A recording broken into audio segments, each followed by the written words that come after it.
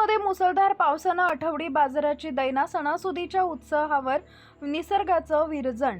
येथील गुरुवारचा आठवडी बाजार म्हणजे परिसरातील ग्रामीण भागासाठी खरेदीचा मोठा आधार। त्यातच गुढीपाडवा आणि आगामी रमजान ईद या दोन्ही सणांची लगबग असल्यानं बाजारात पाय ठेवायलाही जागा नव्हती।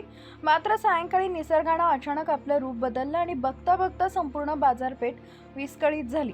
दिवसभर उन्हाचा कडाका जाणवत असताना सायंकाळी 6:30च्या सुमारास ढगांच्या गडगडाटासह पावसानं एंट्री केली। सुरुवातीला हलक्या सरी येतील असा अंदाज व्यापाऱ्यांनी बांधला होता, पण अल्पावधीतच पावसाचा जोर वाढला आणि मुसळधार पावसानं कुरुंदवाडला झोडपून काढलं। तासभर कोसळलेल्या या पावसामुळे रस्त्यांवर पाण्याचे पाट वाहू लागले। या पावसाचा सर्वाधिक फटका ग्रामीण भागातून आलेल्या शेतकरी बांधवांना बसला। शेतातून ताजी भाजी घेऊन विक्रीसाठी बसलेल्या शेतकऱ्यांचे नुकसान डोळ्यात पाणी आणणारे होते। उघड्यावर मांडलेला भाजीपाला, पालेभाज्या आणि फळे पावसात पूर्णपणे भिजून खराब झाली। घाईघाईनं माल गोळा करण्याचा प्रयत्न करताना अनेकांची तारांबळ उडाली। मात्र पावसाची तीव्रता इतकी होती की हाताशी आलेला माल वाचवणं कठीण झालं। केवळ रस्तेच नव्हे तर पावसाचं पाणी काही सखल भागातील दुकानांमध्येही शिरले।